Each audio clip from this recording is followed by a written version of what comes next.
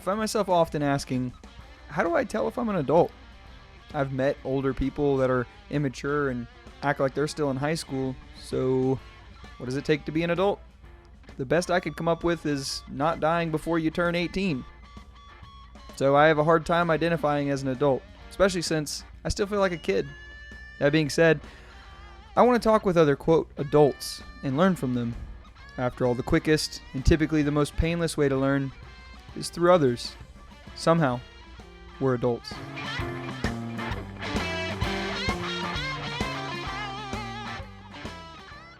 So, I see a lot of podcasts. Are we running? Yeah. Okay.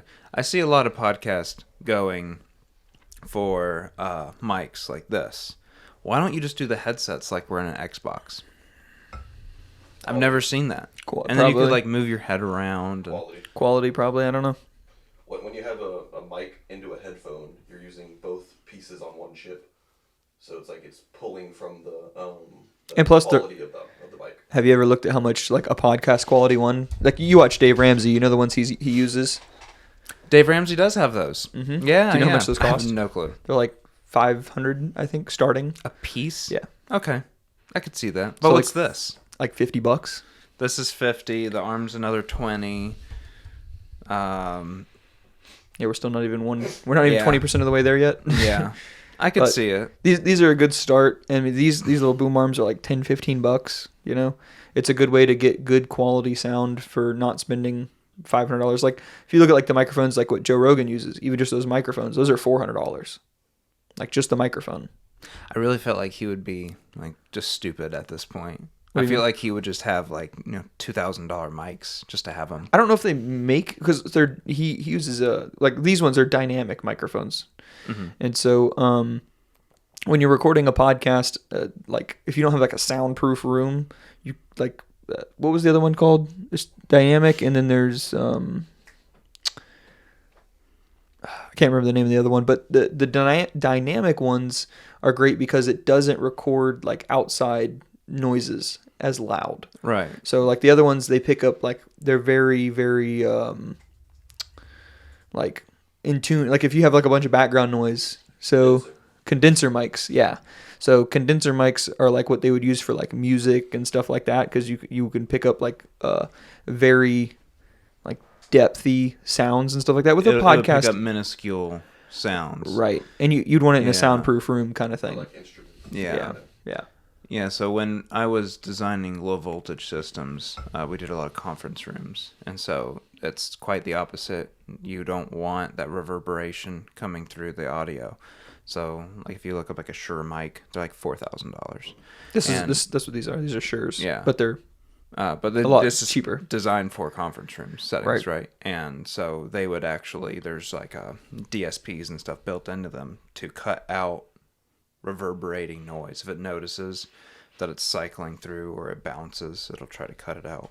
Yeah, Shure is the one of the best brands for microphones from what I can tell. And I think they're one of the oldest companies too. Yeah, they're one of like the front runners from what I can tell. And I mean, just everyone knows about them when you talk about microphones. But so how's real estate going? Good. So Full time for how long has it been since you've been on the podcast? 3 months, 4 months? You think? Maybe more. But it's been. I mean, you had just quit your previous job, where you were doing like CAD work, right? Where you were doing like design work. Yep. At the doing the like I said, conference room stuff like that. Yeah. Audio engineering. What would you call that? Well, I was Garrett Johnson. That was August. There you go. So 4 months ago. Yep. So I've been doing this for this long now. Yeah. So selling real estate. Yep. It's going good. It's different. Obviously, like I said before, there's learning curves and everything like that. The takeaways I've had so far is you have to develop yourself in the field you're in. So I'm in sales. So I've become really, really good at just going into a room with random people and just start talking to them. That's a weird niche that you have to learn. Like Yeah. you typically don't have to do that. It's on well, it's a day-to-day personality basis. based thing too, right? You believe? It is. Yeah. A lot of people just don't want to do it. You know, Right. I think everyone can teach themselves how to do it. Like for instance, I think I used to be like that in high school a lot. Like I would just go up to random people, I'd go talk to them. I was a people's person. You could Well, talk to anybody. I right. mean, that's how I look at myself as Right. well. You When can find I- common ground with any human. That's Yeah. that's how, to me what it means. If you can talk to a stranger, is you can find common ground. Right. When I worked at Power Design, I kind of became an introvert because I see the same people every day for, 3 years. I was hiding in the little back room, kind of being that, just a little designer guy. I never talked to anybody. So it was rare that I met new people. Well, I noticed that was making me that introverted person, and then going into real estate, it's, complete head flip. And now I was like, okay, now I need to attack this again. So I had to retrain myself. And so I think partially it's personality traits, and I think partially it's a learned trait. Because I've seen in myself how I've adapted. Would you say you're an introvert or an extrovert? I wouldn't say I'm. I wouldn't say I was born an extrovert by any means, but I know how to do it. Right. Yeah. Like I would say I'm more extroverted. Like I feel better. I have more energy the more I'm around people. Right, but do you think that was a learned thing? Because No. if you wake up on a normal day and you have nothing else to do, are you gonna go out and try to talk to new people, or are you just No, gonna but I'll hide be at your house? I will be around other people. I feel like the boiled down definition of introvert versus extrovert. I feel like introverts being around people takes energy from them, and an extrovert it gives them energy, and so Okay, I could see that. yeah. I'm So sure you're coming from that. yeah, so for me, if I'm out and about around people, that doesn't Doesn't bother tire you me. out. Shopping bothers me, but Well, that's yeah. yeah, that's just my personality. I don't like to go shopping and look at shit. I see what you're saying, because my sister says being around people tires her out, and that really confuses me. Right. Like, how does that tire you out? And she's like, oh, just being around people is Yeah. it drains me. Yeah. So if that's the case, then yeah, I could see that, and then I would be an extrovert. Yeah. But I'm not going to wake up and be like, oh, I'm going to the club today. Yeah. Because I want to meet people. Yeah. I'm not doing that. Yeah. So well, that's just what you enjoy doing or what you don't enjoy doing, Right. kind of thing. So since you started selling real estate, did it take you a while to get the ball rolling? How's that been going? well, the ball's constantly rolling. So when you started though, was it a slow thing? Absolutely. And I'd say it's still in that slow phase. Yeah. So, say in total 5 months. The first few months, you're really just trying to learn everything. I feel really comfortable doing the contracts and everything. I can explain that to people now. Whereas before you're like, wait, what was that? You know what I mean? Mm-hmm. So there's the learning curve. I seem to be a fast learner, so that didn't seem to be a problem with me. But then afterwards, it's just now it's getting a lead base and a customer base. So Is it a lot of people you already know, or are you learning, meeting a lot of new people? well, you try to use the people you know, but at the same time, I don't want to annoy them. So they know I'm a realtor. You see it on my Instagram, you see it on my Facebook. I post everywhere. So I'm making it known. If you don't want to use me, then don't use me. Right. I'm not going to make you. But you don't want people to not know that you're doing that. Right. At the same time, not I keeping want it you a to. secret. Right. Yeah. Right. I would like you to use me, and if you had a business, then I'd use your business. That's just how it should go. But Right. at the same time, you can't win them all. So that's a part of it, but it's not going to keep you alive at the same time. So a lot of people say, If you only relied on the people you knew, that would limit your client base to whoever you know, which could be a little bit of people. Right. And how often are they going to buy houses? You need to expand it to where the people you know Exactly. recommend you to people that you don't know. Right. So the average home ownership is, I think, 7 years. So say I sell you a house today, good. I knew you. I got a deal out of it. Cool. but I have 7 more years before I potentially work with you again. Right. So it's not going to keep you alive. Right. So a lot of people going into real estate, everyone tells them, oh, you need to like attack all your friends, basically. Sell them all houses. Like, yeah, I agree with that. But it's not going to keep you going. So what is going to keep you going? And then you have to get into the whole marketing spiel of it, which is really the part they don't really talk about. There is a lot of expense going into marketing. I spend a lot of money going in marketing, and I'm going to spend way more. And it's just like any other business at that point. You know, you go to a gym, you go to a Publix, you go to a whatever. They have huge marketing teams. They're spending tons and tons of money. Like, it's a solid line item in their budget. Like, look at McDonald's.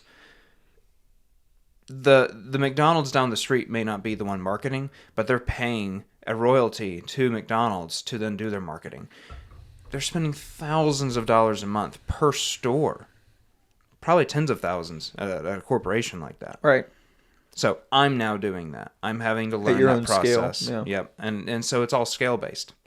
So like I'm on Zillow now. If I wanted, I could go to realtor.com. There's a couple other ones like that. Past that, then you can do direct mail. So, you know, all those little flyers you get in the mail. I plan on doing those. So do you have like a target market? So what they typically do is they call it a farm. So I'm not directly trying to reach out to 22-year-olds. It's not like that. Right. What I'll do is you typically pick a zip code or an area within a zip code. You consider that your farm, and then you try to attack that area with all of your might. Because, you know, say you're spending $1,000 a month. Well, if I'm doing that through 3 zip codes, I'm sprinkling the world with salt. You know, it's not doing anything. Right. But if you need a more direct approach. Exactly. If you pinpoint a specific area, these 3 neighborhoods, and then you dump that same amount of salt, it's going to hit, you know, a lot more velocity. So the more, I mean, that's just one of the things I've heard with marketing in general is just like the more specific you are, the better it is. Because like if you try and market with a broad brushstroke, you're not going to really convert anybody. If you're too vague with your marketing, if you go, oh, I want 65-year-olds to see this just as much as 22-year-olds, but you're selling something specific like I don't know, something that's more generated towards a younger audience, like a podcast. Right. Like my target market audience, I don't believe would be old people. Old people aren't really listening to podcasts. Right. It's much more of a younger, like I would say, you know, maybe age 15 to somewhere around like 35, 40, right. Something like that. But then you also have to learn how you're marketing and what that piece of the puzzle is actually doing. So for instance, someone's like I said, I'm on Zillow. Someone is not going to call me on Zillow saying, I want to sell my house. People are going to call me on Zillow saying, I like this house, I want to go see it. So I have to understand that dynamic is those are buyers. The odds of getting a seller there is next to nothing. Right. If I'm doing direct mail, I'm not going for a buyer because I'm sending mail to a house. They already own it. You know what I mean? Right. I'm trying to sell their house. So, you know, when... Is that pretty expensive doing direct mail? It gets cheaper by volume. So your target audience with mail like that would be older people, right? Well, like I said, how I'm marketing... It's based on area codes. I can't even say it's age-based. Right. You could be a 25-year-old that owns a house. You could be a 70-year-old. Right. I have no... I would just say, statistically speaking, like how many 22-year-olds give a shit about their mail?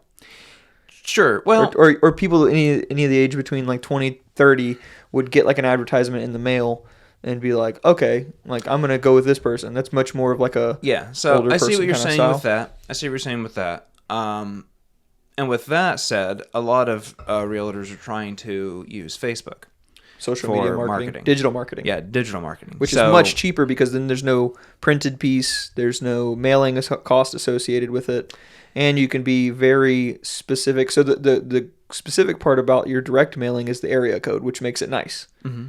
And then you're not paying for expensive shipping costs of like moving the mail because it's all going to this specific area code kind of thing. But with digital marketing, you can. I'm assuming you can still hit that. I've never done it before, but I'm assuming you could still hit an area code. But that would target more of younger people. Well, digital marketing, from everything I've understood, like on Facebook, they're going to have a radius. So you're going to, here's my address. I want a 5-mile radius around this house. Right. So in a sense, yes, you could do an area code. It's a little more broad. Right. Direct mail is literally by the carrier route. So I'm going to hit those exact houses over and over and over and over again. Right. The other part of that is, think of the McDonald's style. They attack everything with huge might. So if I'm on Facebook, I'm scrolling, I see a McDonald's ad. If I'm only hitting, say, you one time with an ad with saying I'm a realtor, it might spark your interest. You might see me, but you're going to scroll by it. You need, I think in typical marketing, they say you need 3 different attachment points. So like you see them on Facebook, and then they say you should be able to mail to their house, and then you should be able to, I don't know, see them on Instagram or something at the same time. So that way you become recognizable to them. It's not that you're taking the mail and saying, oh yes, this is the guy I want to use as a realtor. It's saying, I've seen that guy before. He must know what he's doing. It's legitimately that, because the piece of mail you just threw away. Yeah. It was a lender. It was a, pest control, whatever else. How many? So here's just a random thought I've had. With the current housing market in the area in which you're working and stuff like that being way above what it once was, because right now with COVID we're 30%. having 30% last year. Increase. Yeah. Mm-hmm. So being that the cost of housing has increased so much in this area, are you seeing a lot of younger people like our age buying houses, or is it mostly older than our age? I just sold to a 24-year-old.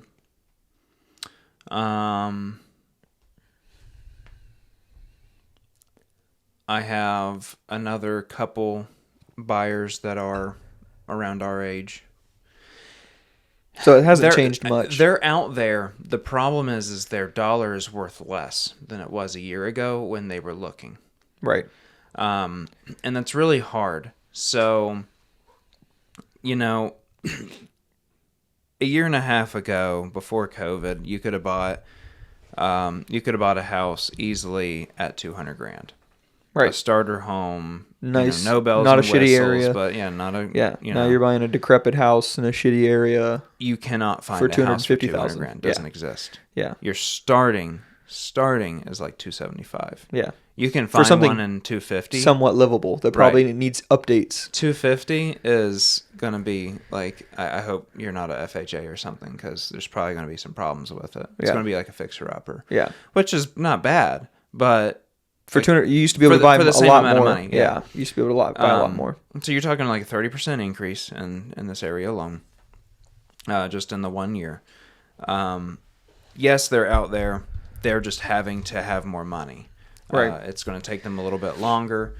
Well, here's the reason I ask, because I was wondering, how cool would it be for you to do like a solo podcast, but your podcast be like I don't know exactly how it works, but like imagine a solo podcast where you go, hey, maybe you do it once a month. You go, here are my current listings, or maybe it's once a week. I don't know how often it changes, but do like a time rate where you go, here's the listings. You like show the house, basically show the houses through like a file online, and then that could be a way of marketing as well. So you could show somebody a house, because think about the convenience that people are being sold now. Amazon, people don't have to leave their house to buy the things that they would have bought at Walmart previously, or Sears or whatever. And the same thing with groceries. People are getting their groceries through online. People aren't going to restaurants as much because they can just get it delivered. You're seeing Postmate signs and Grubhub and Uber Eats everywhere. Like how cool would it be to be able to, that's essentially what like Zillow and stuff do, is they're showing you houses online, but then you could be like, hey, these are current houses that I've got listed. You can talk about them, talk about Like basically do like what would be an in-person walkthrough, but do it by yourself and then post it so that way, like if I'm interested in something, I have no idea what houses you have right now and we're friends. Mm-hmm. So like how cool would it be if I could just once a month go to Garrett's Instagram or his Facebook or something like that and watch a 10-minute video on the houses he's got. I think that would be cool. Yeah, I thought about doing podcasts before to talk about like the things you need before you buy a house, things to consider.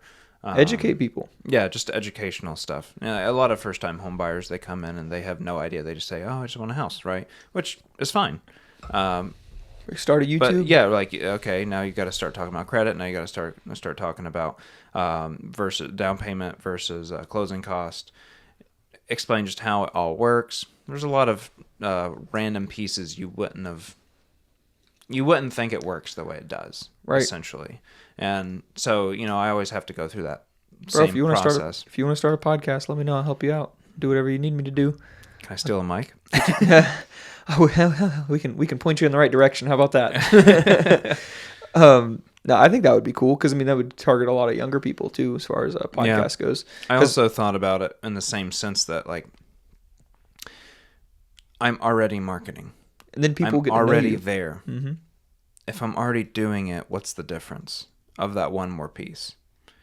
So I kind of think of that as like they always say the rich people always get richer.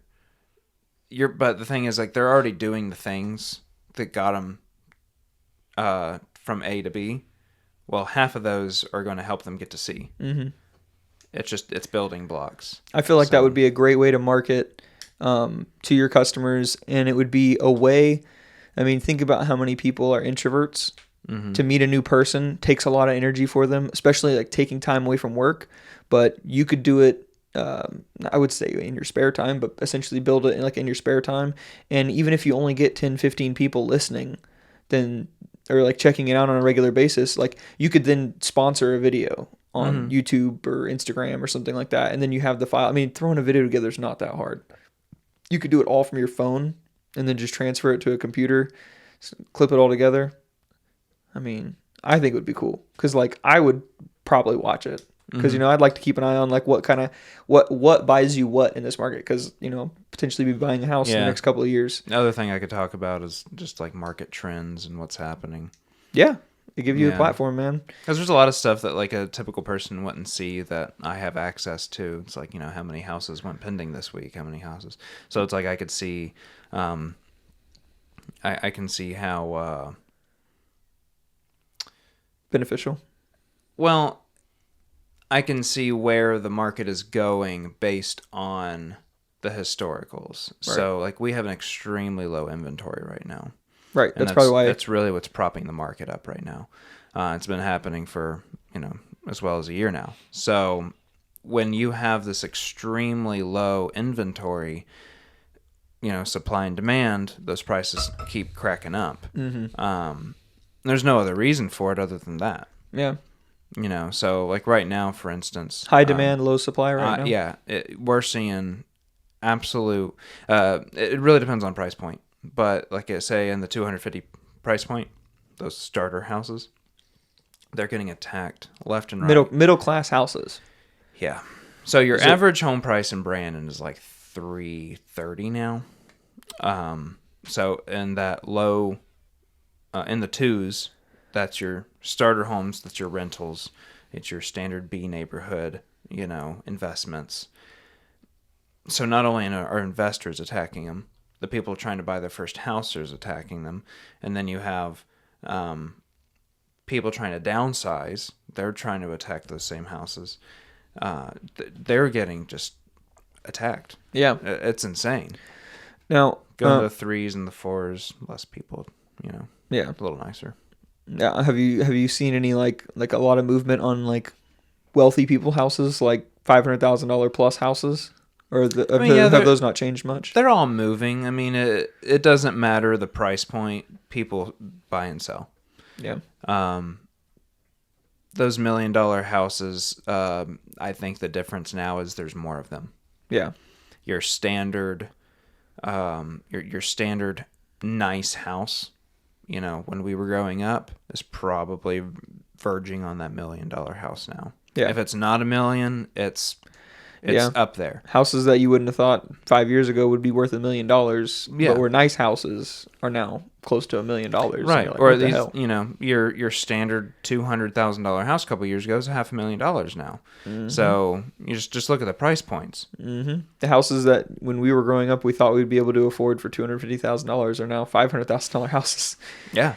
You know. Yeah. Well, what sucks for a lot of us too, and I've noticed this just seeing how people react to stuff is we were in the generation where the '08 happened and you saw your parents' house for $120,000. Right. We all saw it. Mm-hmm. I remember driving around with Dad, and Dad's like, "Oh, these houses are so cheap." Yeah. Look, blah blah blah. This one's for $80,000. This one's for that. And looking back, you think, "Holy crap! That was only 15 years ago or whatever it is." Yeah. Jeez, and so now I'm having to match this new price point. It hurts your soul because you're thinking, man, if I was 10 years older, I could have owned 3 houses for the price of one. Mm-hmm. Holy crap. And it takes a lot to get over that hump. So you see a lot of people just kind of cringe at the prices. I think because of the prices right now, though, and I think so. Going back to the supply demand curve, I think you're going to see a huge increase in manufacturing of the houses and a huge increase in supply because of the prices right now. You're seeing a lot more construction on houses that you weren't seeing this time last year, and so because they're building a lot more houses. Eventually the cost will start to go down. So, well, yes, you're seeing a lot more supply coming in. The problem is the population growth in Florida is exceeding that already. Yeah. You think it's because of New York and California? I don't see a lot of Californians moving here. New York. I don't. It's all New York. Yeah, California's mostly going to Texas, I believe. Yeah, of say 10 people I talk to, 3 or 4 are from New York. And that's been the steady for, like I said, about a year now. Wow. It's slowing down now since the COVID thing is over. You're seeing less people because obviously New York pissed a lot of people off, so they were trying to move fast. Upstate New York's gorgeous too, from what I understand. I've never been up there. I'm not either, but it's like. But cut off New York City, New York State. I mean, it still falls under the same New York City laws, or New York State laws. Yeah. But yeah, I heard it's beautiful. Yeah, there's just woods and there's a bunch of rednecks in upstate New York. But have you ever looked at the prices up there? It's ridiculous. So that's what's happening. Mm-hmm. They're coming down here. They sell their house up there, and they had a ton of equity up there. Even if they didn't have a lot, they have a lot of money. So now they're coming to Florida and they're saying, I want this house. Oh, it's $400,000. And it's like, oh, well, there's a bunch of bids on it, blah, blah, blah. Yeah, that house where I came from was 1.2. Right. Yeah, 1.2 no, I'm million. not. Yeah. I'm not talking about what other people are doing. I want that house. Yeah.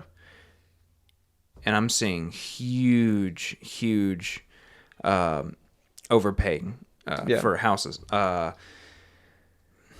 So what you do is you'll have say a house is $300,000 listed. Well, it's going to appraise right around that $300,000 mark. You're not going to post it way below appraisal value. You're always trying to attack what is going to be appraised. So I can't say I'm going to pay $400,000 for that house. What I'll say is I'm going to pay such and such above appraisal value if it does not appraise for that up to this amount. So you're seeing a lot of that happening right now. Couple weeks ago, it was a house listed at $580,000. They threw $50,000 on top, so they're willing to pay $650,000 for this place, basically, right? And it's just because they wanted to lock it in. Yeah, that happening is what is keeping the market going up.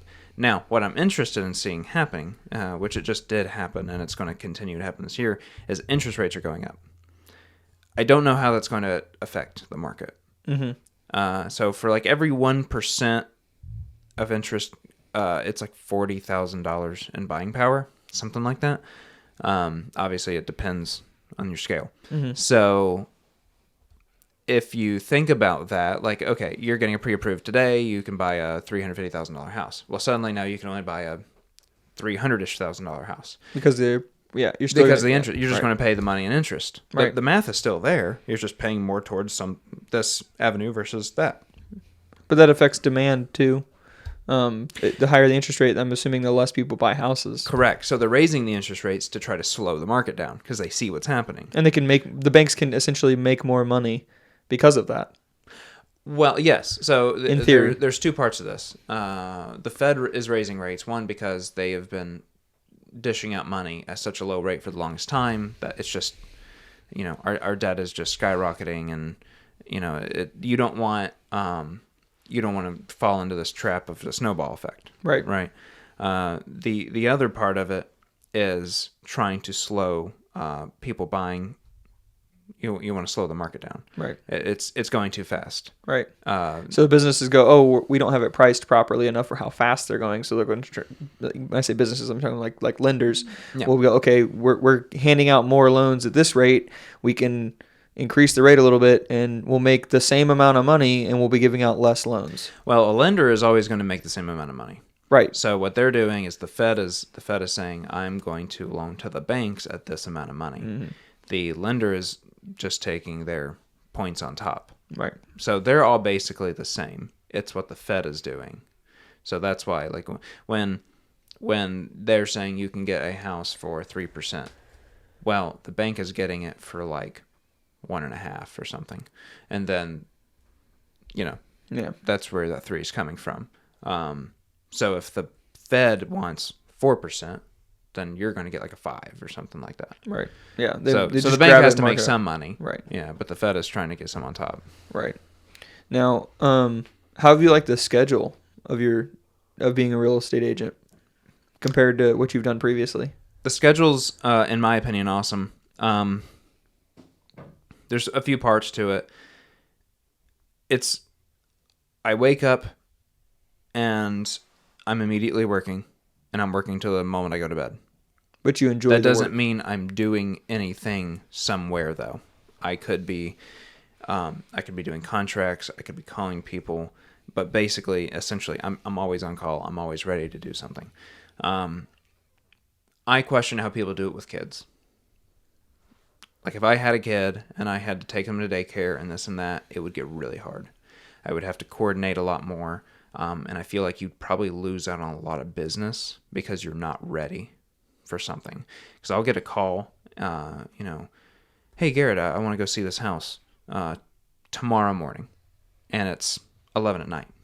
Well, if you had kids, you probably wouldn't ever get that text in the first place because you're probably like putting them in bed and you're getting ready for bed, whatever have you. I would see that being very difficult with children.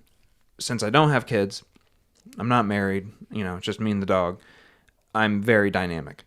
So I'm just eating up as much as I can, and I'm not saying no to anything. But I love that. I never want to go back to a 9-to-5 job ever again. Yeah. My happiness level is at all-time high. I don't feel depressed anymore. It's everything's It all seems better. worth it. Yeah, everything seems better. But it's also my mindset. I did not like getting told what to do. I didn't like that you had to be somewhere rigmarole. first. Yeah. I didn't like that monotonous schedule.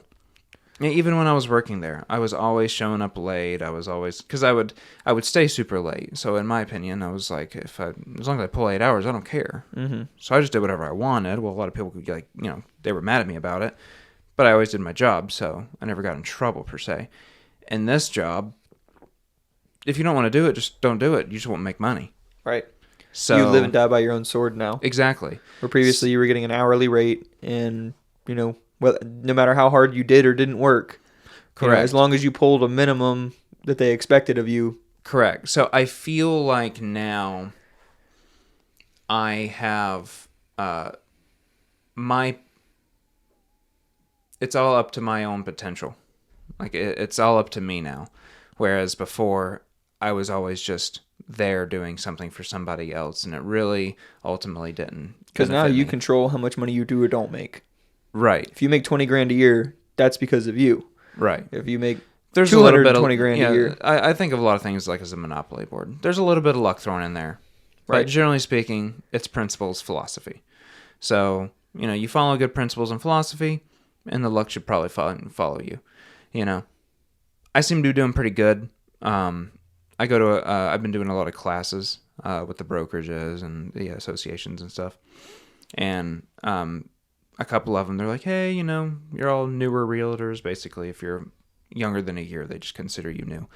So they're like, oh, all the new realtors, tell me how many deals you've done. Tell me how long you've done it, blah, blah, blah. And I seem to be doing better than 90% of them. So with Awesome, that man. said, I think partially that's because of my mentoring. 2, it's probably my demeanor.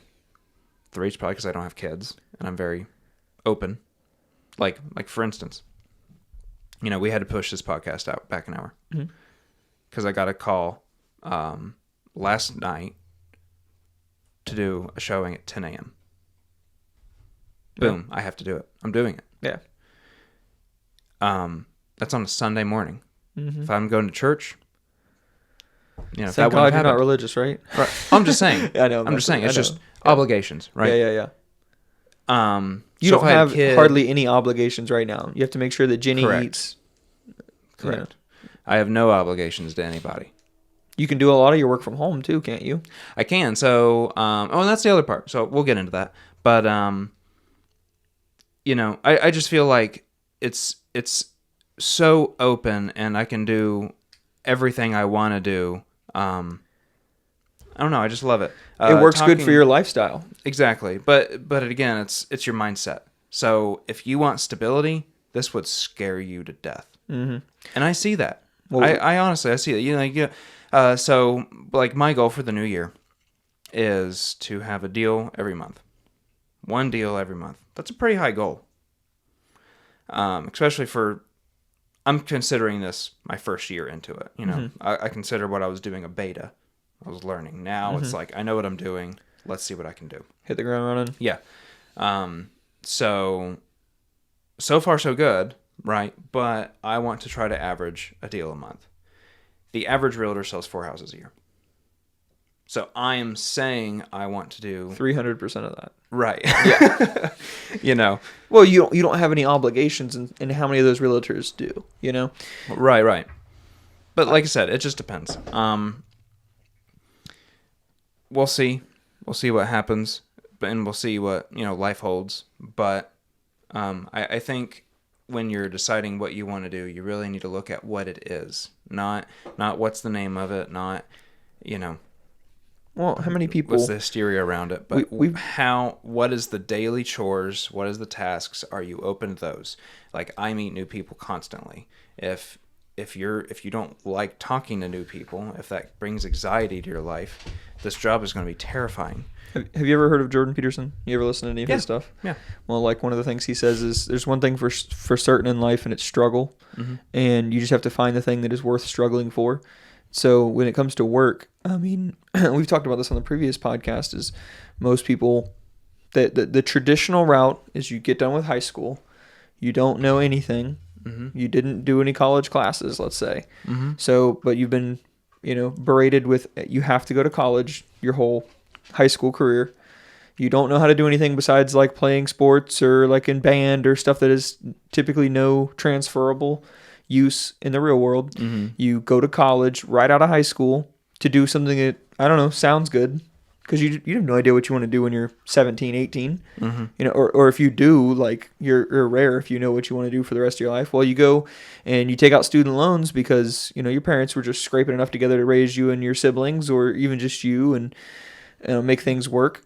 And so they dump you into the rat race. You go in, and let's say the average person spends anywhere from $50,000 to $100,000 on a bachelor's degree. And then you get out of the bachelor's degree and you go work at a job, and maybe they hire you making anywhere from $40,000 to $50,000 a year, depending on the bachelor's degree. Maybe you're good at that job, but maybe it's something you fucking hate. Well, so that was my problem with the whole college concept. I was there's just other- talking about this the other day with a friend of mine because they have a kid, and they were talking about like, oh, well, you know, they don't know what they want to do yet because this kid's like 18. And it's like, yeah, but he hasn't done anything. How can you act like you've shown this kid every single type of job he could do by 18 when all he's done is went to a boxed in environment where you learn about things that where you seemingly learn have about no meaning. concepts. You're not learning about real shit. You're just learning about concepts. It's concepts that you have to use in college. Right. So like when I was doing all of my previous jobs I've ever done, like I've done a lot of stuff in my time working. I'll go talk to other people, and they're like, "Yeah, I've done this my entire career." So when I was working in metal, those guys did it for 30 years. When I was working in the low voltage world, oh, they did it for 25 years, 30 years. Like they got into something and they stuck with it, and they never got into anything else. No, they just show up, they Right. hate it, and then they leave. And then I'll tell them all the random stuff I've done. Yeah, I worked at a winery, worked in a brewery. I did metal parts. I did distribution. I've been You in also construction. you did Jeep work on your Jeep at the same Right. time, and you've welded and shit. And, People are yeah. like, how the hell have you ever had time to do any of this stuff? And it's like, it's not about the time to do it. Like I've decided I'm a fast learner. You know, I've figured that out. But I feel like the sooner you learn that quote in life, the better. You don't have to be great to start, but you do have to be, or I'm sorry, you don't have to be great to start, but you do have to start to be great. Right. So like that's anything. If you go, hey, that looks interesting, don't let fear be the deciding factor whether you don't do it or But not. you know, like what I was getting at is, how do you know you like this field? You know, like nursing. If you've never tried anything else. Why don't they have little courses you could go and just work as a nurse for free for 3 weeks? Well, it could be dangerous, but like or like But for think of the concept. like a But like think a of this. intern. You should be able to intern. Okay, interning. When do you intern? Beginning or end of the schooling? End of college. End. Yeah. When you're already done. Yep. Hey, this is all the crap you've been learning about. Now you're actually going to learn what the job is like.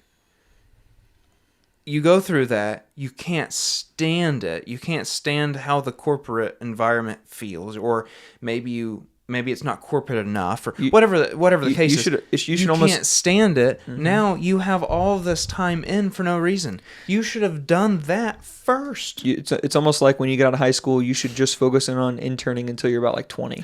That's what I was going to say. I wish that, because I went to tech school first, right? And that's pretty much the same concept. It's like, this is bare minimum to get in. Go. Mm-hmm.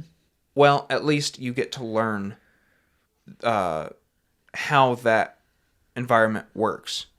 If I like it, if I don't, I can get out. I have time to get out, and I don't have all this time invested. $50 to $100,000 invested. Right. I don't have all this years. I don't have all this stuff invested. There was a lot of people that they went to school for engineering, and they were working right next to me, and they had, like you said, $80,000 in debt, an engineering degree, and they can't stand it.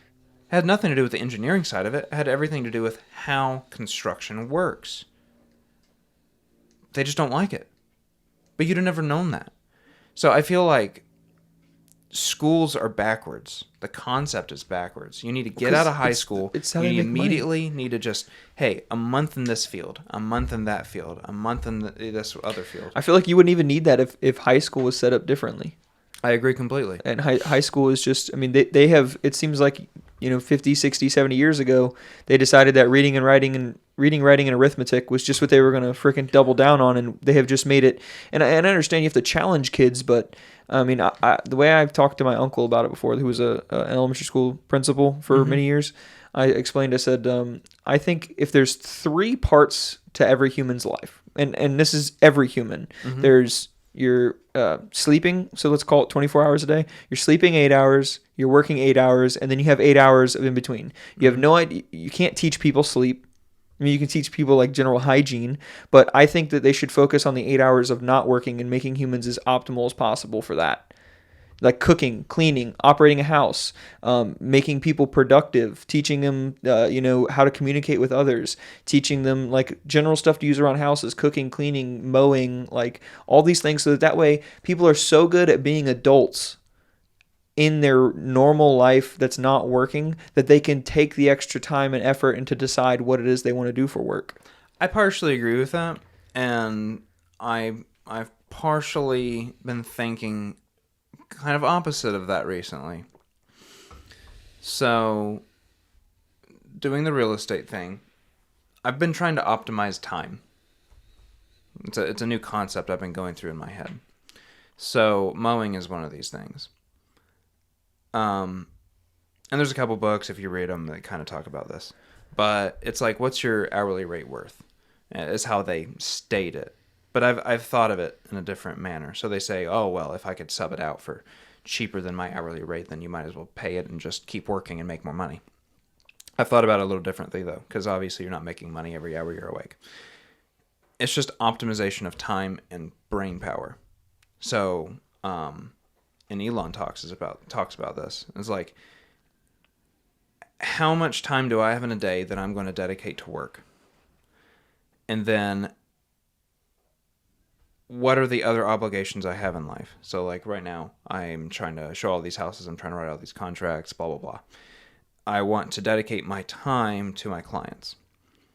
If I have to stop in the middle of the day to mow my yard, that is essentially 2 hours of my brain power that I've thrown away to something that is not well optimized. So I shouldn't do it. It's wasting my brain power. I've thought about it with like cooking and cleaning. Now I love cooking, so I'm not going to stop doing that. But a lot of people like mowing their yards too. Yeah, I don't know why, but just like everything else. So like cooking, if you don't like cooking, then I understand like buying a bunch of like fuel meals or Nutrisystem meals or whatever, and just like going with that, because like now it's less time you're spending on that monotonous task, and you can focus on the goal. So I understand the opposite of what you were saying. I understand where you're coming from, though. Mm-hmm. It's just what do you want out of life? Mm-hmm. I think, Well, and I agree that you should be able to do it, though, and I think that's the difference. So, kind of the old thought process, like you have a little girl and she doesn't know how to change a tire and whatever. I think they should be able to change the tire per se. But there's a... Well, at least if you do all these classes. Imagine if you took a class on mowing and you decided for yourself that class, that was going to be something you were going to outsource it once you become an adult. Yeah, but at least you know how to do it. But then you don't... A, you know how to do it now. And if you do like it, you can do it again. Mm-hmm. Or B, you go... You then learn, I don't like that. And you don't have to take 3-5 years of figuring it out outside of life. Exactly. And then my other thought, too, with that is like... I feel like all high school teaches you is how to go to college, and to sit through classes that like I don't know if I'll ever use again besides to raise a kid, and it's just I feel like it's just so outdated. Yeah, it's not beneficial. What I think it's doing is high school teaches you how to go to college. College teaches you how to work for a corporation, because corporations run this country, right?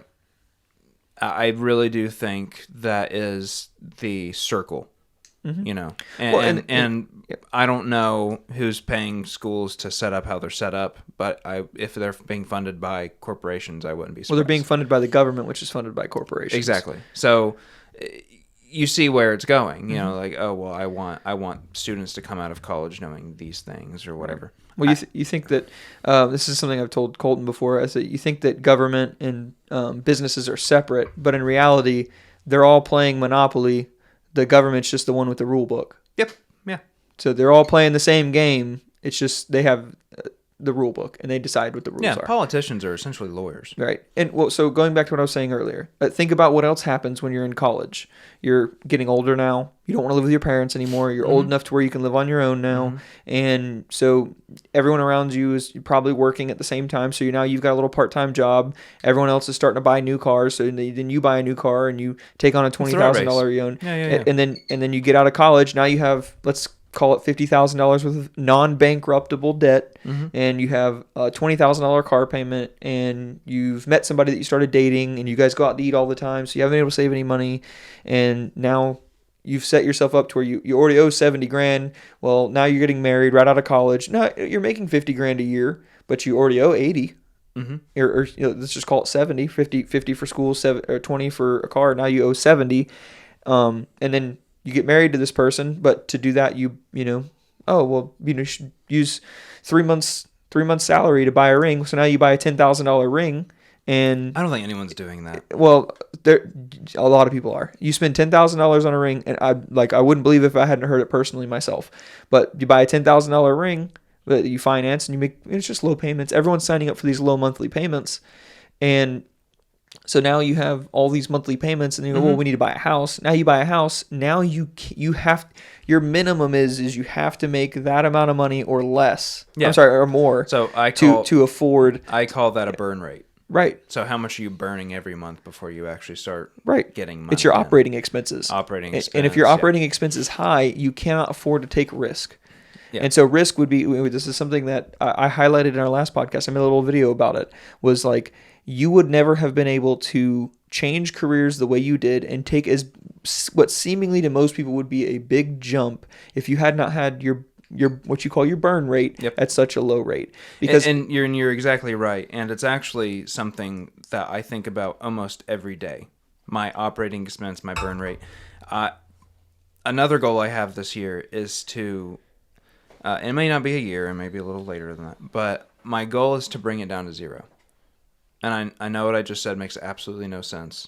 Well, it should always be the goal. Keep the lower you keep your expenses and the higher you keep your income, the more profit. So you could be a real estate agent making $50,000 a year, but bringing home more money than people making $200,000 a year. Exactly. So, that's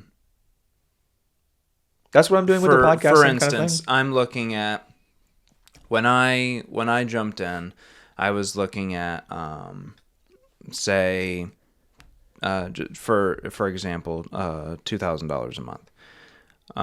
Was my burn rate. Well, then I realized that the marketing side of things cost too. So now I'm theoretically throw another 1,000 on top of that right now. I could quadruple that if I wanted to, by the way. But now, a couple months later, say you don't have a deal for a few months, but you still have that burning your pocket, right? So what I've decided, just like you said, if I could bring my expenses down to net zero, I don't have to make a lot of money, but I could still be making a lot of money. Mm-hmm. So, especially like with being a realtor or owning any business, I can start writing stuff off. So every bit of fuel I spend, whatever, blah, blah, blah, it's all write-offs too. So, like I own a house, so I've been planning on renting the 2 rooms out in it, and that'll overpay for the mortgage. And then I've been thinking of other tactics to start paying for other things, to where if I legitimately can break even every month on expenses, then any money I actually get in is all green. Mm-hmm. Well, now you can reinvest that to do something now different. It's suddenly investments. I'm not worried about paying something off. I'm not worried about that, Spotify payment coming out, whatever the hell it is. Right. Now I'm saying, what am I going to do with this a little bit amount of money to make me more money? Right. That will obviously snowball extremely fast if I can get to that point. Mm-hmm. So, like I said, that's the goal for this year, is to at least figure it out.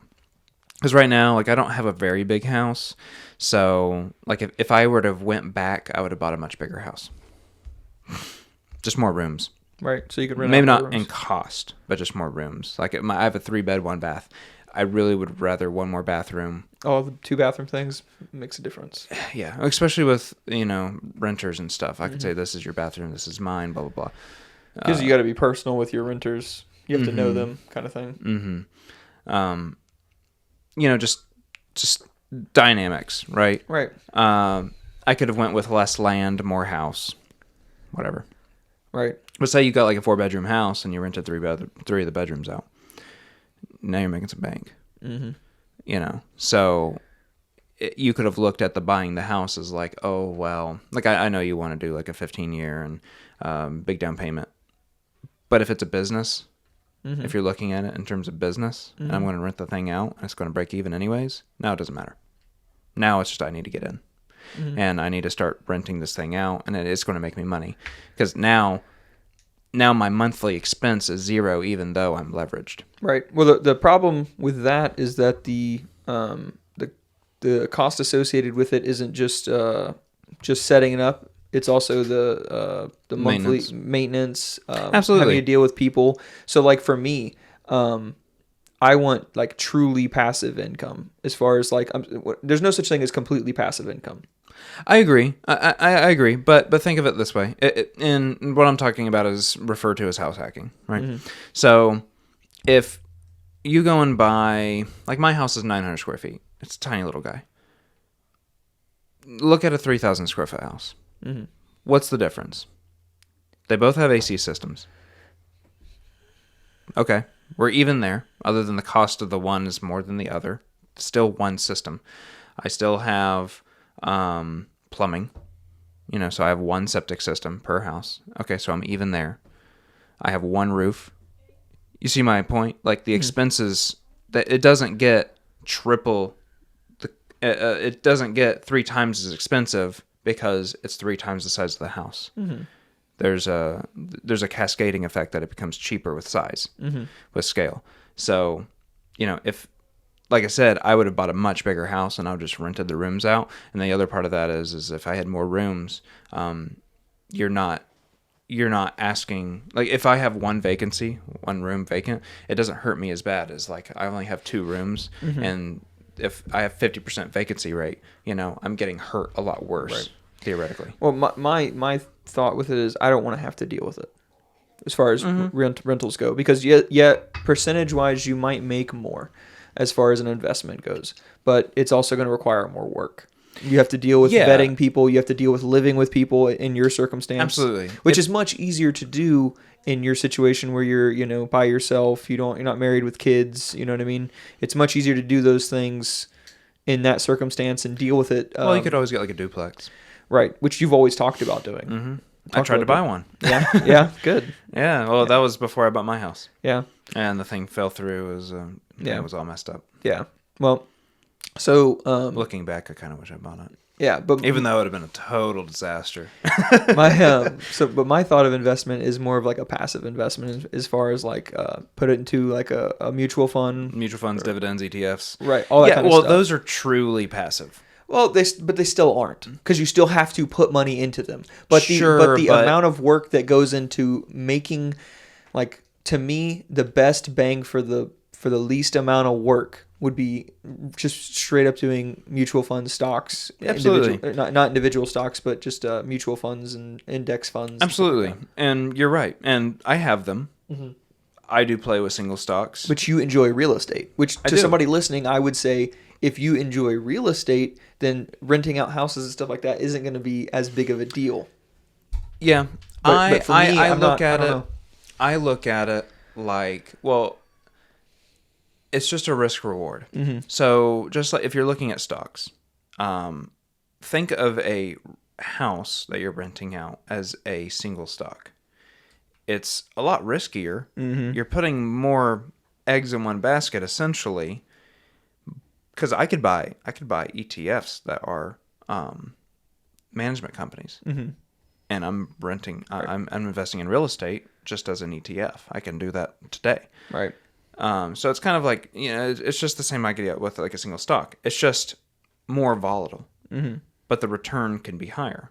Right. More risk, more reward. But by keeping your expenses, it's the same concept. But by keeping your expenses low, you can afford to take on more risk. And absolutely. I look at it as all equal, though, right, in terms of stocks, real estate. I just think of it as it's an investment into a portfolio. It's all assets. Right. At the end of the day, it's just they have different aspects of them. Right. Now with real estate, since I've been in construction basically my whole life, like remodeling, whatever have you, I can remodel my own houses. I can fix them when they break, stuff like that. Right. Obviously, you're not going to want to do that at scale, but getting into it, that risk is a little bit lower because now I'm not paying for labor, which is like 2/3 of a repair. Right. You know. Right. But I mean, so like I've had conversations with people before where they talk about, they leverage debt heavily to make investments. Don't pay off your house early, take out a home equity loan, HELOC. loan, and then use that it makes 11% while your interest rate is 3%, so you're making 8%. So my dad is that math guy, and he will, like, he loves HELOCs. He'll do he's had a HELOC for years, and then he piles other things onto that HELOC because it's a lower percentage than the rest of the loans. And so I get it. I get it. I don't the like math. The math makes sense if you do it. But I agree with Dave Ramsey where you're just adding unnecessary stress to your life, and the return, which Dave Ramsey doesn't say it this way, but in my eyes, the return is not worth the stress level. That's how I feel about of real managing estate. stuff. That's exactly how I feel about real estate, Right. Rentals at least. Right. So like, you're in a rental right now. Think of how many things messed up on this place. Even when he bought it, how much money he put into it initially. There's an ROI you have to look at there. Right. And there's a lot to manage, and there's a lot to learn. And if you don't want to deal with any of that stuff, well, I agree. ETFs are easy, and even with the ETFs, so like my sister we've revamped her system because she obviously she got a divorce, and so I had to get her out of the stuff she had with her husband. So it was like a USA account and all this crap. Anyways, we moved it all out. And I got her Fidelity, and we transferred it all in there. And I saw all these like mutual funds she was in, and I'm looking at the returns on them. And her entire return on this one mutual fund was like 6% for the last like 15 years. Excuse me? Like, okay, I get it. That's safe, but like that's pathetic. So people listening, holy that is very, crap. very average low. is 8% a year. So It depends on what you're looking at. Too. like 30 year. 30 I think year. it was like 8%, 10%, something like that. If you're getting 8%, I mean the average rate of return for the S&P 500 is like 10.89 for every 30 years. 30 years, yeah. So that's an index fund. So where you don't have to pay. Well, I guess with mutual funds you have to pay. Fees. Management fees. ETFs you don't. So Right. I lean way Same thing more with on index. ETFs than a mutual fund. So what I told her is like, all right, you need to get out of all of this crap. Her entire return was like 40% for like 15 years. Right. I'm like, oh, gross. Yeah. I took her out of everything. I dumped everything into the S&P 500 ETF. That is a simple. And I told her, like, look, and I tell this to everybody. If you don't want to know about the hysteria of stocks, you don't want to know about the stock market, you don't want to worry about Wall Street, blah blah blah. You don't have to deal with a manager. You don't have to deal with a manager. This is the absolute most diversified portfolio you could ever have, and you're only buying one thing. And it's safe. 500 companies. It's the best 500 companies, and you're not even the one deciding who the best 500 are. And the safest part about those that I've heard is, okay, so if you understand that an index fund tracks what the S&P 500 does. So if you get an S&P 500 index, it's tracking what the S&P 500 That's what I'm does. saying. It's automatically swapping them out Right. for you. Right. You don't have to do So like anything. when Tesla went in, it automatically, you have Tesla stock. Boom, done. Yeah. But you don't have to worry about all this crap. Right. But I was explaining the safety of it. The safety of it is that you don't have to worry, because if the 500 biggest companies in America all go under at the same time, Well, there's no more America. So. exactly, then money's not worth anything. Yeah. Now, how do you feel about, this is something I wanted to ask you about, because this is something that's very big in our generation, and you know what I'm going to ask. Bitcoin. Crypto. What do you do with crypto? I have 10% stock. My portfolio is 10% of it is in crypto. And then do Some you actively variety. participate in that, or is that somebody else that's dealing with it and you just kind of put money into it? No, it's mine. Yeah. I actively manage my account, and you know how Kevin O'Leary is. Mm-hmm. So Shark Tank. Yep, Shark Tank. Hoo-ha. I focus on some of what he teaches, which is his is a little different, but he says he doesn't like one single stock going over 5% of his portfolio. So it's a variety of diversification if you're playing with single stocks. Obviously, he's playing with single stocks because he's buying parts of companies. So I've done that. I don't like anything going over 10%. So some things I have like 2% in, some things I, whatever. But I try to cap it around 10%. Because 2 years ago, remember when Tesla exploded? So I had a bunch of Tesla, and it became like this huge part of my portfolio. And I started looking at it like, if this moves like 1%, my entire portfolio moves a lot. Mm-hmm. So I ended up restructuring and blah, blah, blah. So I have some Bitcoin. I threw a little bit of Doge just for the hell of it. Made some money when that happened.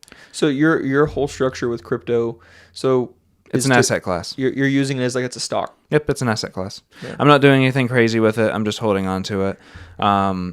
I think it's too early to tell what's going to happen with it. I'm sure you've heard of the metaverse. Mm-hmm. That all is going to be using. It's been using Ethereum right now. Mm-hmm.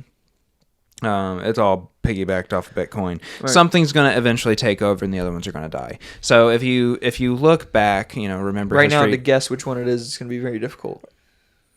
Yeah. So if you look back, remember history repeats itself. Early 2000s, or I guess they call it the 2000s .com bubble, right? I don't think this is a bubble, but it's happening. Is all of these, the internet just became a thing. Crypto just became a thing. All these websites were like, oh, I'm going to make all this money, blah, blah, blah. Some of them were real, some were crap, and some were just frauds. Well, all these stocks were keep going up, blah, blah, blah, because of all of this questioning, this big question mark of what's the internet? Oh my God, we're all going to become rich off the internet. And then suddenly that popped, and then all this crap happened, and a bunch of things went bankrupt. Well, it's not going to happen the same manner as with Bitcoin, but that same process is happening. All these new coins are coming out, and all this stuff's happening. Oh my God, we're going to all become rich off of all these coins, Shiba, blah, blah, blah, blah, blah. Mm-hmm. Something's going to happen. It's all going to get restructured, and there's going to be a couple big boys. And the big boys are going to be what's left over that everyone uses from then on, and they're going to stop making all these crap coins. Now, see what I'm saying? Yeah. And then what the meta, since it's getting developed using a digital currency, it will never accept USA or any other type of currency. It's going to accept that digital asset. That will become an asset class at that point. And then it's going to absolutely explode, obviously, because more and more people are going to get into it. And that's really the time to jump in. Putting money in now, I think, is just you're just trying to gamble. Yeah. It's a gamble. You're trying to make a pretty heavy reward. And like I said, I'm playing with like the 10%. Right. So let me explain to you my thought process about crypto. So from what I've been able to learn about it and understand about it is it's supposed to be something that's like a non-centralized bank kind of thing like that, non-centralized currency. So, but my thought with that is it's great, but the only reason that Bitcoin, so the technology that came with Bitcoin, which is the blockchain, is fantastic because that's an incredible technology where, it makes something digital to where it can't be replicated, essentially. Or if it does get replicated, it has a sequence can't be stolen. What? It can't be stolen. Right. Well, that's what I mean. That's what I mean. Yeah. Can't be copied. Yeah. If it does get copied, it gets its own like basically serial number on the blockchain kind of thing. It's an IP address. Right. Basically. Right. Mm-hmm. So, one Bitcoin is different from another Bitcoin, but they're all worth the same amount because there's a specific quantity of them. And I believe that it's a simple supply-demand curve. I believe that because there's a huge demand of Bitcoin, that's what makes the price of them so high because the supply doesn't change. Right. There's only 21 million Bitcoin or something like that, or something like that. I don't really get into because like Elon saying, oh well, Dogecoin is far superior because of this. That I'm not getting into which coin's the best. Honestly, I don't really care. I think Bitcoin's going to stand the hardest and strongest just because it's the most recognizable one. Notoriety. Yeah. Right. Somebody might redesign Bitcoin at some point to be more prosperous because I know it's like it's heavy on the computing side and some other stuff. That was the complaint with Bitcoin.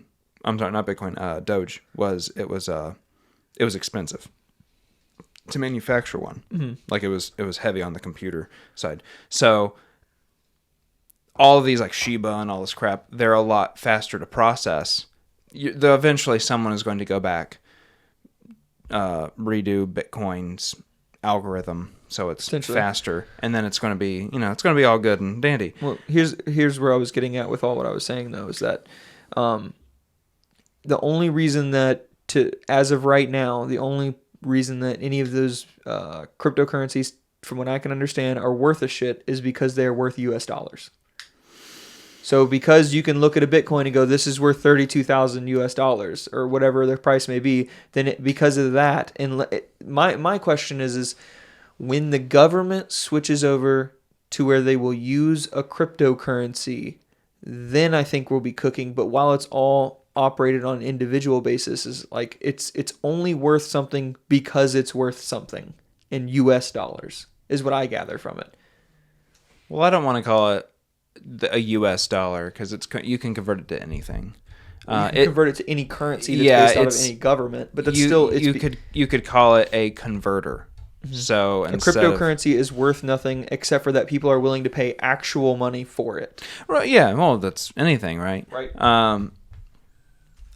I do agree that the U.S. will probably end up, every company or every country will end up going to a crypto style system. One simple fact: every time you move money, it will be taxed. That simply will be the reason they do it. And the government can spend money on printing actual cash. Well, they can completely stop that. But like right now, if you're looking at the last year, they're freaking out.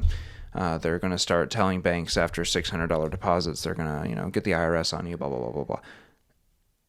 Well, if it's on the blockchain, it can be $1.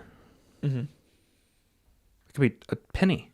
Every single transaction will be taxed at the tax rate. If it's going in, if it's going out, it's going to happen. We don't have a choice. It will happen. They just haven't realized that. Yeah. Politicians are old. They're 80 years old. They have no idea what Bitcoin is. Should there be a age limit on politicians? Because that's something I'm not in politics, so. Well, just I'm not asking you from being in politics. The reason I say that is I don't know all the things happening on the back side. There might be a reason that they're all older. Because I know like the presidency has like an age limit. It's like 40s, right? Their minimum is like 35, I believe. Right. So there's a reason for that in some regard. But I think the fact that Mark Zuckerberg can be as influential and rich as he is, and I guess for the last like 2 years he's been able to be president, but he's been more rich and influential than potentially most presidents of most countries would ever be. Well, yeah, look at Elon. Well, Mark Zuckerberg. Yeah. Look at Bezos. There's no incentive to become a president anymore. Here's what I think they should do. I think a president should take, not like an IQ test, but they should take a test showing how there they are. If you're 90 years old and you're still with it completely fine with that. But who makes that test and decides whether it's legitimate or not? There you go, politics. Right. But I think that like there should, if you're able, this is my thought, and I'm sorry if you're older than 62. If you are old enough to collect Social Security, you shouldn't be old enough. You shouldn't be allowed to be president, because if you're allowed to receive government retirement, then you should be retired from working in the government. As far as being a politician goes, I partially agree with that. I don't like seeing these career politicians. I think they've just become corrupt with greed. You look at Pelosi and all these other people. Oh, she's such a snake, man. They just. I'm constantly seeing. So Pelosi's husband plays with options, and you can track him. So he's moving so much money that it has to be tracked, and so you can actually look and see what he's buying and selling, and it's completely insider trading because it's all after the fact. You can see what he did, and it's how is this not? Did you see the TikTok? It was like this dude, and he was like, he's like, I got a hack for you on how to know what stock is going to make money or not. And he's like, Just watch the politicians. You just know what's going to happen before it happens. He's like, well, and then somebody asked him, he's like, well, isn't that insider trading? And he goes, no, here's the hack. And he goes, I'm a politician. Yeah. It's only insider trading if you're It's you're in the completely business. right. It's completely legal for them, and everyone's like, "Oh, how do they have all this money? Because they only make like 100 grand, 200 grand a year, whatever it is." Do you not see what they're doing? Mm-hmm. And 100% of their income is going back into the stock market, playing options. I think the president should be incentivized. I think that governors, and I think that so. I think tax rates should always be a percentage, but I think that influential people, like starting at like mayors of cities, maybe, and maybe governors of states, and then the president, vice president, stuff like that, they should make a percentage of the amount of taxes that they get from businesses and people, but have things set up to where they can't just increase how much people pay in taxes.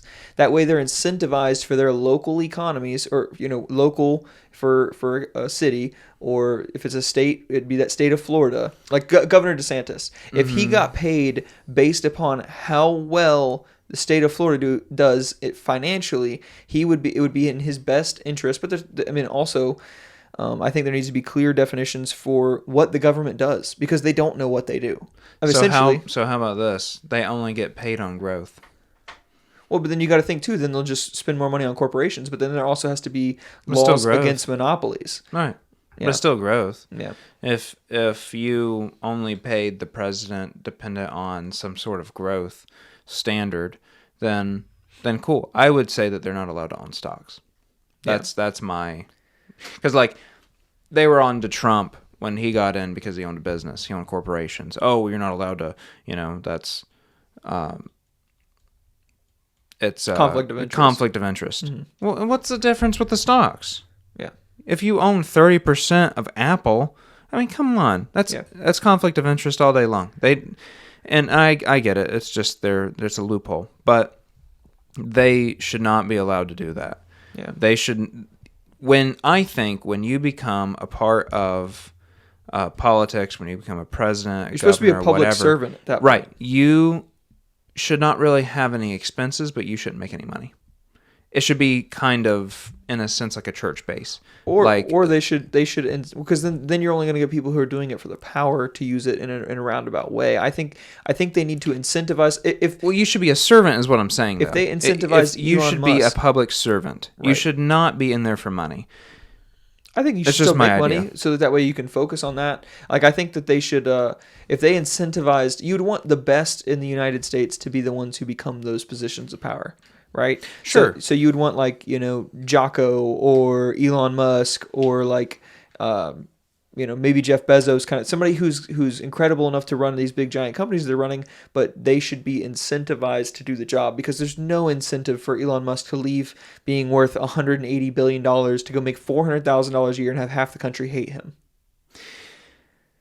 Yeah, but all right, so he'll never be able to drive a car again either. Oh, that was the same concept with Trump, right? So, but think about this. Like, Trump even said that he was okay with not making a paycheck as a president. Like, the 400 grand is nothing to him, right? But say you had that at scale. No president makes money. You're not allowed to own stocks. You can only be a president if you're okay with not making any income and you're literally just a servant to the state. Okay, well now I'm going in here and I'm going to try to make the best of my time, and I'm going to try to change what I need to change. But that's literally my only goal. I have no conflict of interest whatsoever, and it's costing me to even be a part of this. So now you cut all the people out trying to do it for money. Now it's legitimately because I want to give back. Well, but then you, and I get that, but there's two sides to that. If it's not for money, then those people either have to already have money going into it. So you're not going to get people who want to be public servants their whole life. It's the best people, though. People that have money, not always. There's people who don't have money that are great people, and that are good at being. Okay, yeah, but so like Obama, he was worth, before presidency, I think him and Michelle were worth like 1.52 mil, something like that. Yeah. He could have simply, if you didn't, obviously the White House is free to live in. They're going to pay your food. You have no expenses as a president. So if you have no expenses, you're just not making an income. Yeah. You see my point? Yeah. Like, you're not spending money. So do it. Why not? My problem is, Obama left office worth like $10 million or something like that. There's two incentives if you have no incentives but to do that job. If your only incentive is, it's either A, you're doing it out of the goodness of your heart, or B, you want the power because you're this crazy narcissist that wants this job so that way you can be for some period of time, yeah. Right. And I think that to distinguish between those two, there's a thin line, like a thin veil between the two. That I think that if you incentivized the right people, they're going to do that all day long. But I think the government really should have a couple of jobs, and they should be clearly defined. I think that's the biggest problem, is that the government doesn't, like, think about it. If you get a job when you were working your 9 to 5, you knew what you were there to do. You knew what was your job and what wasn't your job, right? Government doesn't know that. The government, like, they should be like, it should be clearly defined and go, this is what you have to do. This is what, goes down to the state level. This goes what's down to like the county level. The federal government should really be, this is not my words, but I somewhat agree with it. There should be 2 jobs that are really up to the federal government. And that is 1, operating the military, and 2, making sure monopolies don't happen so that way businesses can operate fairly. Past that, everything should be passed down to the states, and then create another from a state level, create another thing that gives the state enough power to where they can make sure that state operates properly, but not to where the government can be overbearing. And then same thing, county level. I wish that they would give more power back to individuals. I really wish that I think the next reason that the economy will suffer.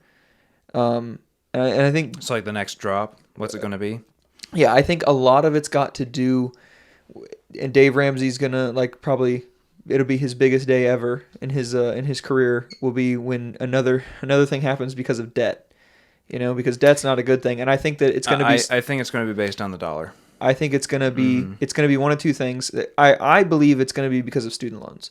But it's either going to be because student loans or it's going to be because of China, whichever one happens first. Because we owe China too much money, but also in that same instance, too many Americans have unbankruptable debt for colleges, for schools. That's like there's nothing like Garrett has $100,000 worth of student loans. He dies. All of a sudden, you just take what that $100,000 worth of thing and sell it. You can't do that. And college has become too much of a business. And in reality, college was supposed to be, we're going to teach you these things before you go into this career path, so that way you have a better starting place than someone who knows nothing about that.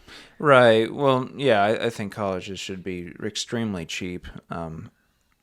That, or I think, truthfully, to fix the school system, they just need to put it in corporations' hands. If you want to become a nurse, I think you should go and get a job with Baycare, and they should have a school process that you should become a nurse through working at Baycare or you should St. do Joe's. internships. It should all be based on like a sort of an internship. So, like, I'm going to work for Baycare. Hey, I'm going to be a nurse. All right, you're in the nursing program now. You're going to work for 2 days a week, and then you're going to go to school for 2 days a week. Boom. Just have that. Okay, I want to be an engineer. So you're going to go work in an engineer house. You're going to be a CAD tech design for however long, but you're going to work for 3 days a week, and you're going to go for school for 2 days a week. Just like unions work, like electricians, plumbers. That's what they do. Mm-hmm. They work half time. They go to school half time. Yeah, to learn. Yeah, to learn. Yep. It should all be based on trade. There should be like a mandatory. It should all be based on trade. There should be no theoretical. You should not be forced to learn the theory before anything else. It should all be equal. And if there's no applicable real world use, there should be like a percentage. Like if only 0.0001% of the jobs in the market are based on this specific thing, then they should not be teaching it in college and making people pay for it. Right. Well, that's a part of me saying I want corporations to own it. As the corporations will fight to not blow time on stuff that doesn't matter. Well, if they can make money from it, but like they're not going to make money on a student though. it costs them money to teach this kid to go through this process, right? So it's a cost negative to them. If anything, it's just a tax write-off. But it would benefit the student more that way. It would cost the company until that student were to have went through college and then say, hey, you're going to sign like a 3-year contract with us. That'll be us breaking even on you going to school. See what I'm saying? Yeah. I don't know, man. I think that for sure what we have for school and stuff right now does not set people up to success. I agree. Something like that could happen, and it could lower the market. Something's going to happen with the U.S. dollar at some point. I don't know if we're going to go into overinflation. Inflation's extremely high right now. It's going to keep cranking.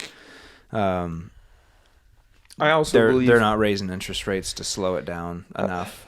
I also believe that most of what happens in each individual person's life is based upon, majority of it is based upon what they do themselves. And it's not what happens in the government. You know, like during the last election, I went for a run, and I was just like so tired of like every time you get on social media, it's like everyone was so closely watching the president's race. And, you know, yes, ever since Biden's been in office, I've noticed a lot of shit get crazy in my own personal life. But the majority of how my finances go is based upon how I operate. Most of my health is how I handle myself. Like the way I explain working out on a regular basis to people is like, it's like, do you brush your teeth every day? If you miss a day of brushing your teeth, your teeth aren't going to all fall out.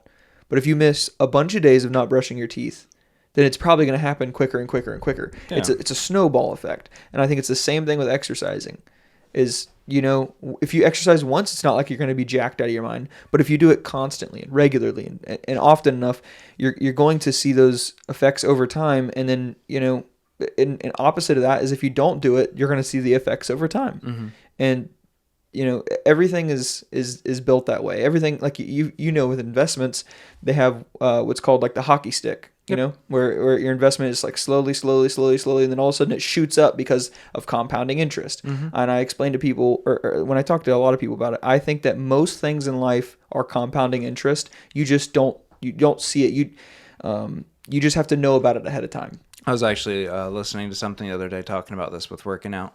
It was saying, basically, if I work out to my max, then I won't be able to work out for like the next 3 days on that muscle because it's like really tired. So I will have done in a week, 20 reps on bench. But if I only did, 6 that weren't my max every day for the entire week, now I've done progressively more work. Yeah, that's that. And that then guy. I compound that through a year. Now I've actually done a lot more work to my chest, even though I never went. Was it an older guy that said that? Was it an older guy that said that, or was it a younger guy? Because I know Faraz Zahabi. Do you know who that is? No. Faraz Zahabi. He trained George St. Pierre. Do you know who that is? Yeah. George St. Pierre, GSP, one of the best like MMA fighters of all time. This guy was like in his 50s. Who? Oh, okay. Yeah. Faraz is in like his 30s or early 40s or something like that. And that's one of the things Faraz said is, when he was training George St. Pierre, they like never went to his maximum because then you'd have to take 3 days off to recover or, 2-3 days off to recover. So instead they would make him go to like 60 to 70% of his maximum volume, but do it every day. Right. And then he can recover from that easier. They were talking about the Russians doing that too. So like Khabib and all them, they don't train at their maximum, and if somebody tries to train at their maximum, they like kick them out of the gym. Like they don't enjoy that because you don't want to hurt yourself in training. They said like, dudes are very quick to blow their wad to try their best to just go full ham and impress other people. So what they were saying was like you in your training days, you just go through the motions, and you're just you're getting those repetitions in. Only until like the very end, right before a fight, do you actually start like ramping up. You peak, and then your peak should be the fight.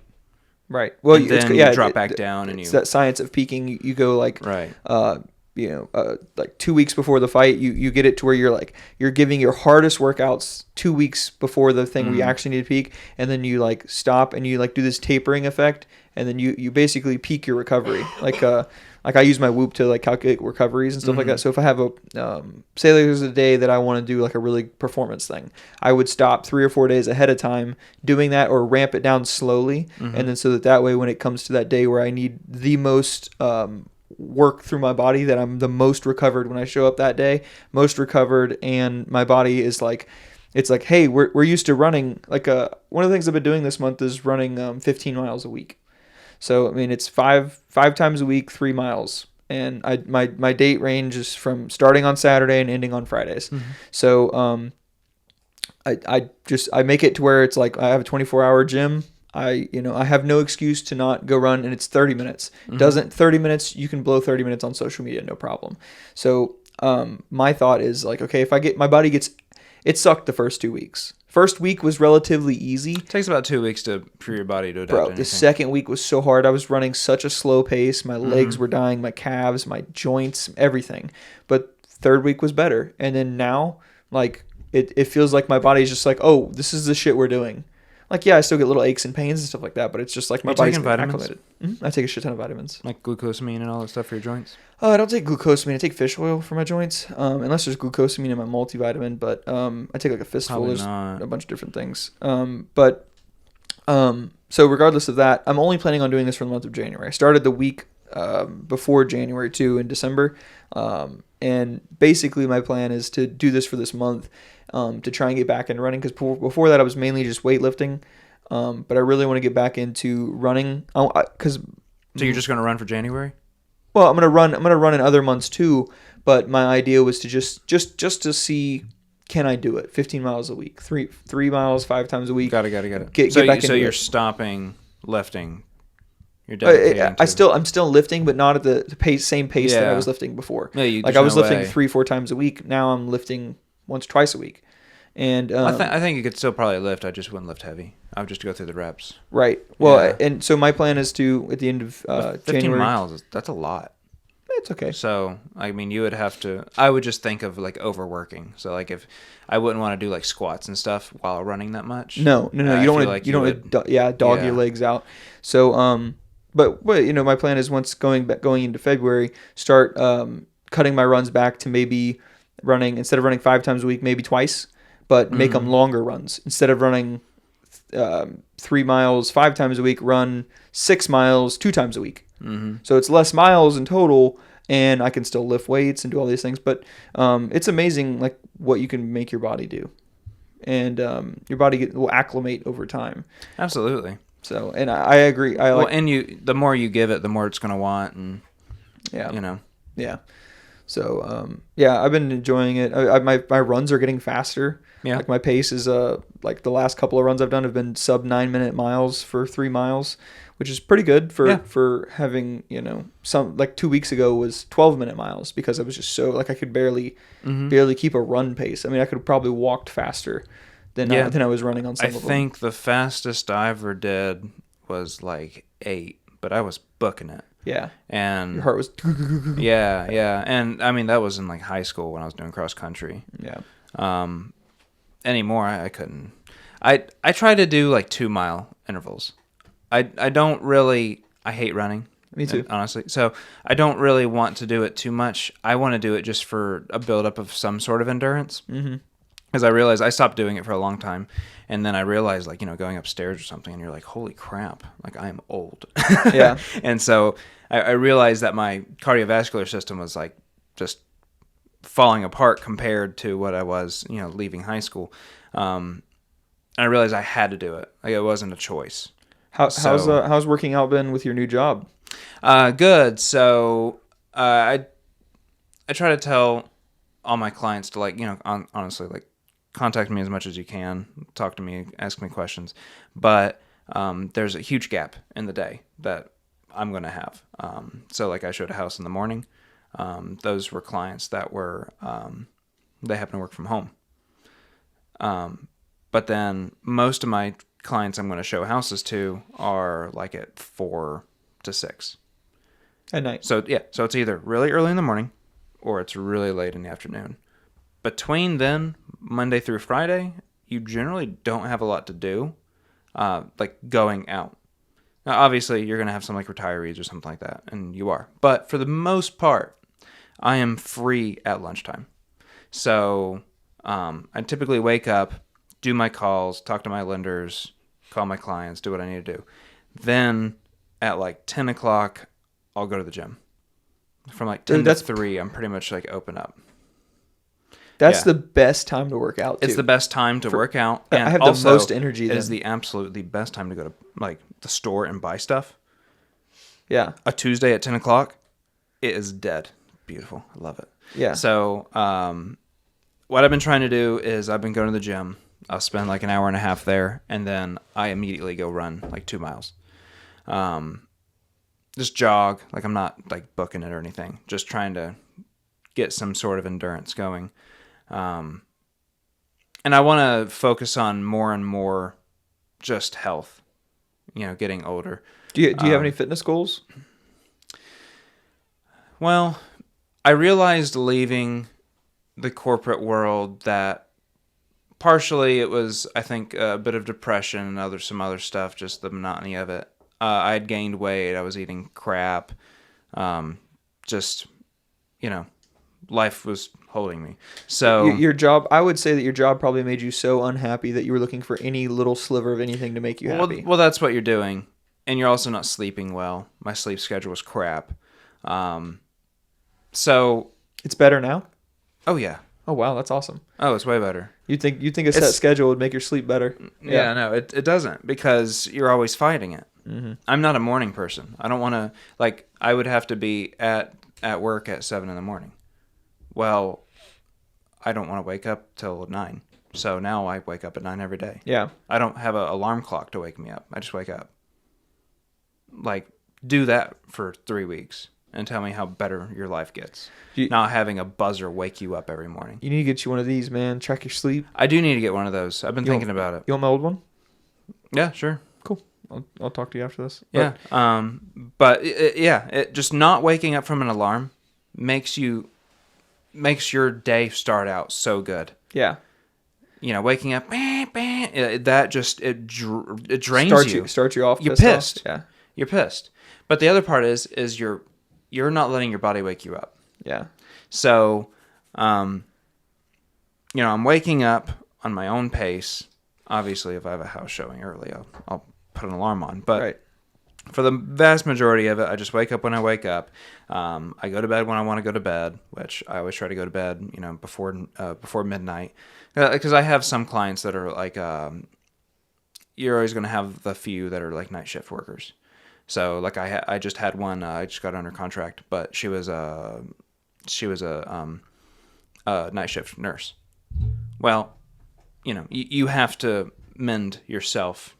Yeah, you're trying to accommodate your customers. Right. So I have to, I want to anyways, but I make myself stay up to around that 11 midnight range, just so I can talk to those customers as well as the morning birds. I'm waking up at 9, but at the same time, they're okay with that for the most part. But yeah, you're not waking up by an alarm. I can make my own schedule. You're not listening to anybody. You're just trying to make everybody happy. And the other part of it too, you go to any job and everyone's just pissed because they're all doing the exact same thing you did. The alarm woke them up. They're pissed. They had to deal with their cranky family, and then they go to the same place they didn't want to go to. Mm-hmm. And everyone's mad, and they have to try and do things in life that are, like you can only do Monday through Friday because other businesses are only open Monday through Friday, so you have to take off work to do that. Well, then to do that, you have to go in early or stay late to try and make up that time, or you have to use vacation time. Now you don't have time for vacation. But my point is, everyone's mad going to work. Yeah. You cannot be mad talking about buying a house. It is the most expensive thing you'll ever buy in your life. It's exciting. It's exciting. You can't be mad doing it. When I started my job at Dairy Queen, first job I ever had, my goal was I want to work here because everyone's going to be so happy. You can't be mad getting ice cream. I just want to be around happy people. That was like legitimately my goal. those are the maddest people you will ever deal with. Yeah, food. Yeah. Yeah. Well, it's just like, you're thinking ice cream, happy, but like everyone's just getting ice cream for their kids, or they're just like going on a date or something. Like no one's genuinely excited and happy to go to a fast food restaurant. But real estate, generally, I'm around happy people. They're at least not mad. When I went into the medical field for a little bit, that is the most depressed, mad people you will ever be around. Mm-hmm. It's everybody's worst day. It is literally everybody's worst day of at least that month, if not that year, if not their life. That's like, imagine being a cop. It is depressive. Imagine being I a would cop, never first become responder. A cop. Yeah, I would never be a cop. You are dealing with people that are at their absolute worst every time you deal with people. Yeah, I don't want that negativity in my life. And that was a big part of the corporate world. I didn't want that negativity. I didn't want the stress. A huge thing I'm doing here is minimizing stress in my life. I don't want any of it. If I have to give up certain parts of life to not have stress, I won't do it. There's a certain amount of stress that's good stress, like working out. Okay, there's good stress, but then there's the depressive stuff.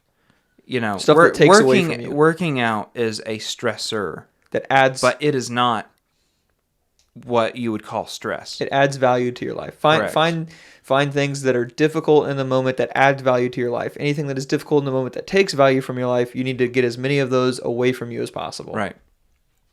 And, life is what you make it. So I've just decided, in the last few years, like I'm not living my life in this monotonous circle that everyone else seems to be doing. I'm not going to subject myself to that lifestyle just because it's supposed to be what I'm supposed to do. I just don't want that much. I would rather not have the obligation if that means I can live a healthier, happier life. You're just crazy. You're just crazy thinking all those things. Wild animal. Well, it's like... I get it. I get it. No, the thing that I think is that, like, and I had to figure this out for myself and stand on my own 2 feet and, you decide my own principles for life is like, they tell you, get a good job, make good money, and work your way up as far as you can, take on as much responsibility as you can, and if you work for a good company, you work for a good company, and then you can retire earlier. The more money you make, and the more money you stockpile away in your little rat race job, the sooner you can retire. Earlier. And I'm like, I don't give a fuck about retirement to a certain extent. But I want to find a job that I don't have the desire to retire from so early. I want a job that I legitimately would work at regardless of the money.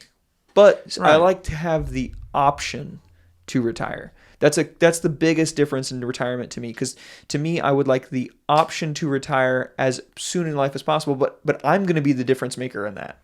Not what company I work for. I don't want to look at retirement. I've never understood it. I've never understood like PTO days or anything like that. My thought is you have to do something. I can't have nothing to do. Right. So I just want to be able to go on vacation when I want to go on vacation. It has nothing to do with retirement, because 100% vacation forever makes no sense. Right. In reality, boring. You run out of shit to do in 2 years. Yeah, not even. Yeah. Not even. My parents have been retired for a year and a half, and I think they were bored out of their mind in 2 weeks. Right. Jared's grandparents retired. They went out. They were back in 2 months. And they're back where they were. They thought, oh, yeah, I'm going to buy an RV. I'm going to buy a truck. I'm going to do all this, blah, blah, blah. They were back in 2 months. It's got this facade to it. It's a facade because you cannot maintain... partially, one, you can't maintain the cost of going on vacation forever. I don't care what kind of money you make. No matter how good your retirement was. Yeah, no matter how good your retirement was, it cannot maintain that unless you legitimately built it up and your vacations are like scratching by. Mm-hmm. Because like hotel costs and everything, it's just expensive. Right. So anyways, that's one part of it. Two, what do you want to see? What is it? How long is that going to be fulfilling for? Well, how long is it going to take to actually see it? And then to be fulfilled by it. Okay, I want to go to Egypt. I want to see the pyramids. Okay, that's going to take a week. Okay, what after that? I want to go to Thailand. I want to see something. Go there. It takes another week. But are you going to want to do that when you're like 60, to no, 70. no, No but- one wants to do it at that age But either. but that's my point. I want to get to the point now where if I can take a week and a half off, go do one of those things, and then just go do, like you said, what you enjoy to do again, there's no big deal about it. But I just want to be able to have the time off. Right. You know, when I started in the corporate world, they're like, all right, these are you get 2 weeks off this year, and we're going to pay you for these, and blah, blah, blah. It's like, what if I want to take 3 weeks off? And they looked at me like, what are you talking about? I'm like, what if I want to take another week off? They're like, I guess you could do that, but we're not going to pay you. I'm like, I don't care about you paying me. I don't care about you paying me PTO at all. I didn't expect to get paid. I'm not working. I just want to know that I can come back a week And still to have keep my job. working. Yeah. Because I want to enjoy my job, but when I leave, I want to leave. And it was like this foreign concept to anybody there. Have you? I don't remember And it's who any it was. corporation. I don't remember who it was. With some billionaire. He's like crazy, and like people see his videos all the time. But apparently, one of the things he said that made a lot of sense was that weekly and bi-weekly paychecks are just like. Is that Gary Vee? No, it wasn't Gary Vee. It was some old dude in a suit that was yelling at people. Oh yeah, I know you're talking about. I don't know He who it was. screams at people. Yeah. Yeah, he's so mad. Yeah, but he says, and it makes sense. It's like this addiction that they start people on, where you just get this small drop of dopamine every time you get paid. I don't think it's that. I think it's just people getting trapped. So Yeah, because they set people up in this country to live paycheck to paycheck because of the amount of debt that they make you make it normal for you to take on. I don't want to say they, as somebody's doing it. People just don't know what they're doing, and then they end up trapping themselves. That's if the you general have- consensus of society If you have right now, a though. kid, yeah, but right. So if you have a kid and then you have a mortgage, just those two things. Let's take out anything else. Taking a leap of faith going into something else, or just changing the job in general, is a huge daunting task. Actually, being able to just go on vacation is a huge daunting task for these people because they're scratching by as it is. There was a girl when I was in the corporate life. She had a kid and she couldn't even use all her maternity leave because she was scratching that close to her paycheck. Like, you get paid for maternity leave, but it's only, 60%, something like that? Depends. It depends on the company Whatever and it their is. benefit, yeah. So it wasn't 100%, so she couldn't afford it. Right. Like, think about that. But It's just how people set their lives up. But she probably had a car loan, didn't she? I don't want a credit card payment. I'm sure she did. I don't want to blame the corporations. I don't want to blame the politicians. I don't want to blame any of that. It's at the individual level. They didn't have to do that to themselves. Right, but there's no education. It's like Yes, but it's self-education. At the end of the day, I agree. At the end of the day, you cannot But what you don't put it know on anybody else but yourself. But what you don't know, you don't know. I agree with that. But if you're not actively trying to find some of that, you'll never know. But you don't know, like, you don't know to look up Dave Ramsey. Like, I never learned any of Dave Ramsey's stuff until someone told me about it. Hold on, but you did know to look for financial literacy. No, I didn't even. I was like, my finances are fine. I've got a little So bit at of no money point saved up. were you like, I ran out of Joe Rogan podcast. I don't think I know what I'm talking about. I said, I want to hear. I said, I think I'm pretty good at this personal finance stuff. And my mom had sent me one, and I was like, let's hear what this guy has to say. I want to see how close I am to what he says. And then I listened to it, and it was like culture shock, everything he was saying. And I was like, what the fuck? Yeah. And which is probably what he goes for, is that what the fuck factor. And so then I just started listening to it, and it just all made more sense. And I was like, I don't even do this for a career. Let me listen to somebody who does and see what they have to say. And, I was going to compare it to myself, thinking but everyone thinks that. They think everyone's doing the best that they have. But I've always said, the things that bite you the hardest in the ass in life are the things you know the least about. Yeah. If you don't know, and that's the thing with retirement. If you don't understand how retirement funds work and what retirement's really going to look like, then that's what's going to be what bites you hardest in the ass later on in life. I've always said that if you're putting yourself in that way of it, yeah. I've always said that. Yeah, for sure. Remember what I was saying about hockey sticks? Everything is that There's a cascading effect, right? Well, it's just this, but it's education's that way. Mm-hmm. The sooner you can look to learn new things in life, but you don't know what new things to learn until it's in front of you. So just like they're not going to know that Garrett Johnson's going to be their realtor unless they see an advertisement for Garrett Johnson. You know, you got to get your eyes, you got to be in front of people's eyes. No one's going to watch this podcast if I don't tell anybody about it. You know what I mean? So, you know, I'm excited to see where the end of this year goes. I'm excited to see where it goes with you. I'm excited to hear. So, what is your yearly goal? The beginning of 2023. What do you want to happen? I'd like to be looking at buying houses by then. Okay. So, you know, I'd hopefully see the market change by then. But I'm going to continue growing and doing the most I can with the podcast to make it something. You know, if I could somehow like what's a subscriber number? I don't know. I would say by my birthday, I'd like to have like, you know, if I could get 100 people listening per episode, that'd be pretty fucking cool. Okay. What's your average now? I don't even know. I don't know the average. We were off for a couple months, but It's gone down. we can talk about it. But I'd like to see it increase, but just work on, like, we just got video. We have 6 episodes of video. So work on making more videos and work on putting more stuff out there that people can see. And, you know, I look at podcasts as like a, you know, to devote people's time is so important to them now. And you mentioned that earlier today. For someone to commit to a 2.5 hour long conversation, they have to know there's a couple of things. They either have to know you or they have to know me. And they have to like what either one of us say, because they can just know you and still not give a shit about what you have to say. And they can just know me and not give a shit. They have to actually want to hear us talk. Or they have to see enough of those, like an advertisement almost. They have to see enough of like those little clips that they see and they like them, or they don't. They understand them, they agree with them, and then they go, you know what, I want to see the full version of this. They might watch.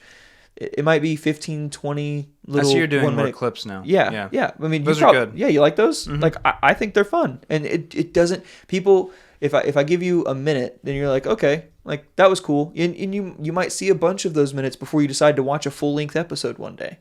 But, you know, I'm just going to try and continue having engaging conversations, and, you know, maybe if I could get a sponsor by the end of this year, that would be really cool too, or by my birthday this year, which is in June.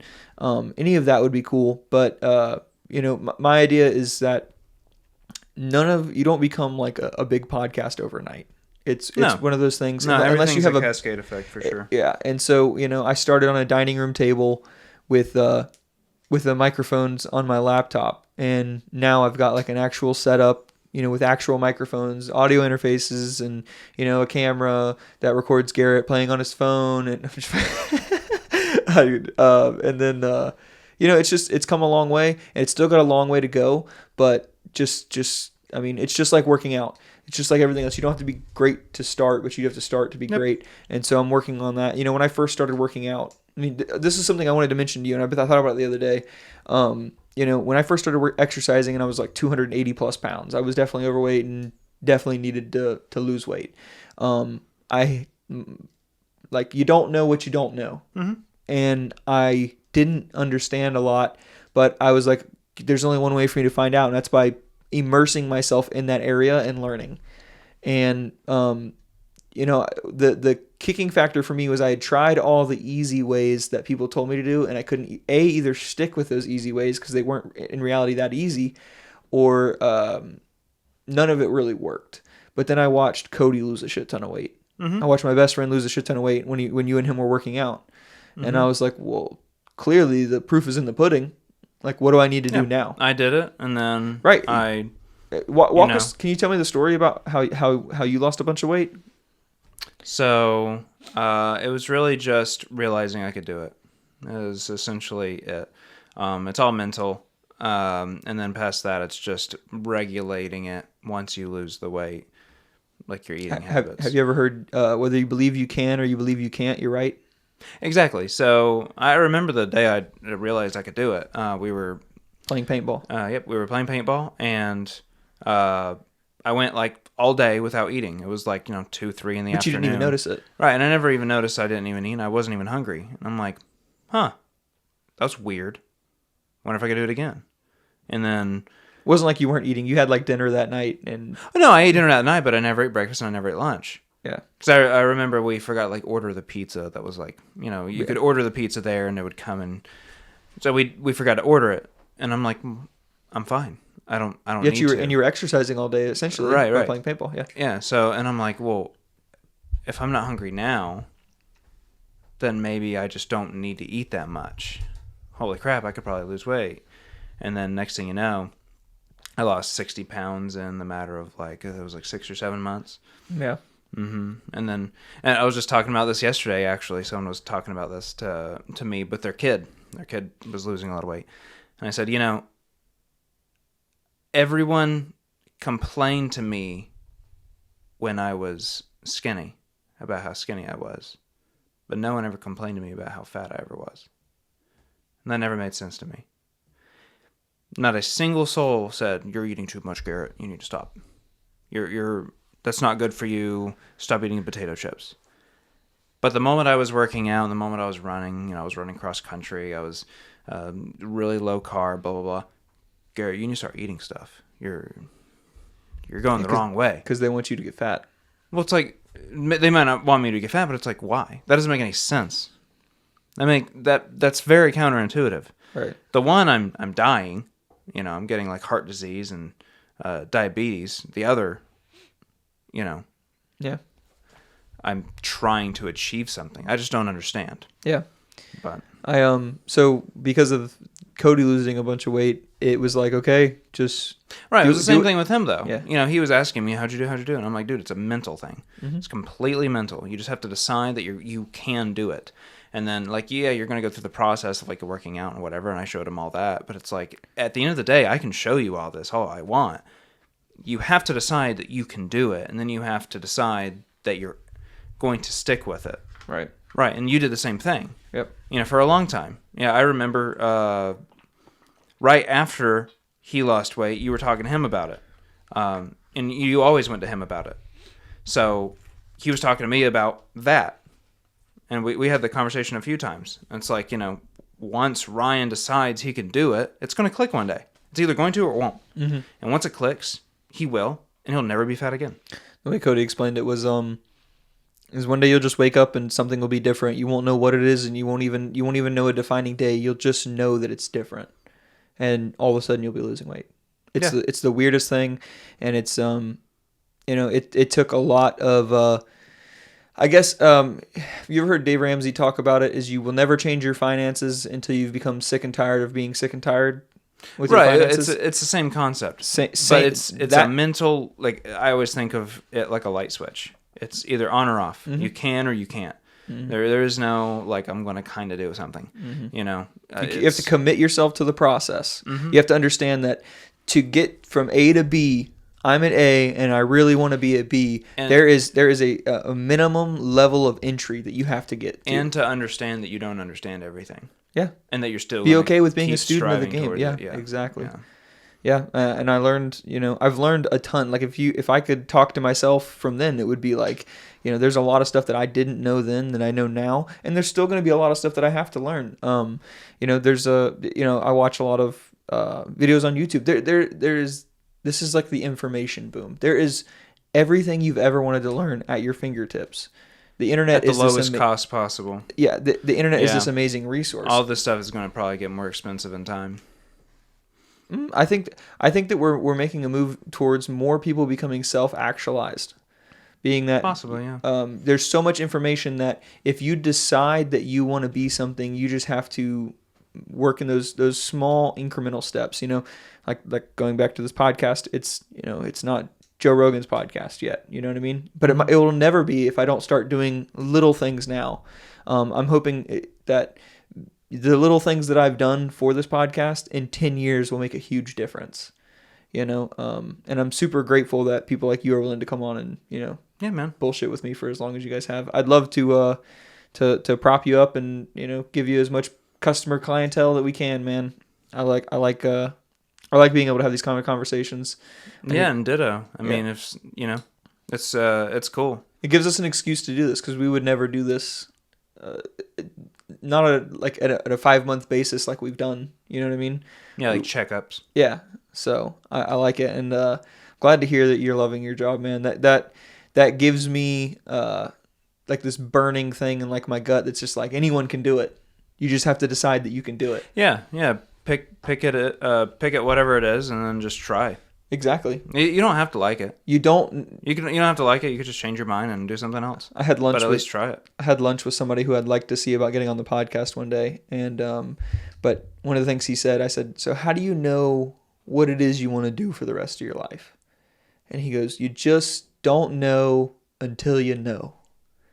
And so if you're doing something that you know isn't what you want to do for the rest of your life, you're wasting your time by you're delaying your own happiness, and the only person you're hurting is yourself. Yeah. Because if you're not doing the thing that you want to do for the rest of your life, then you're just wasting your time, and you're gonna live a life that's gonna be very minimally fulfilled. Right. Well, you ultimately know that you're not happy. You don't want to accept it. Right. You eventually you look will. for other things. You know, I need a new boat. I need a 4-wheeler. I need a side-by-side. It's the wife. It's the truck. It's the whatever. So, well, on that note, Garrett, thank you so much for doing this.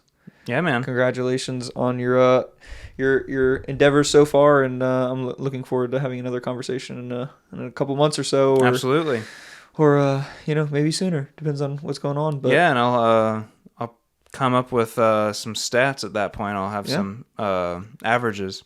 Heck yeah, man! I'm looking forward to seeing some advertisements pop up in different places. So I want to get into like Facebook and stuff. So we'll see. Yeah, I'll anytime you want to bounce focus on Ryan. Just if you anytime you want to bounce an idea off of me, man, I would totally love to be a something you can bounce an idea off of if you need me to. Yeah, cool. Thanks. So all right, Garrett. Thanks everybody. See you. Peace.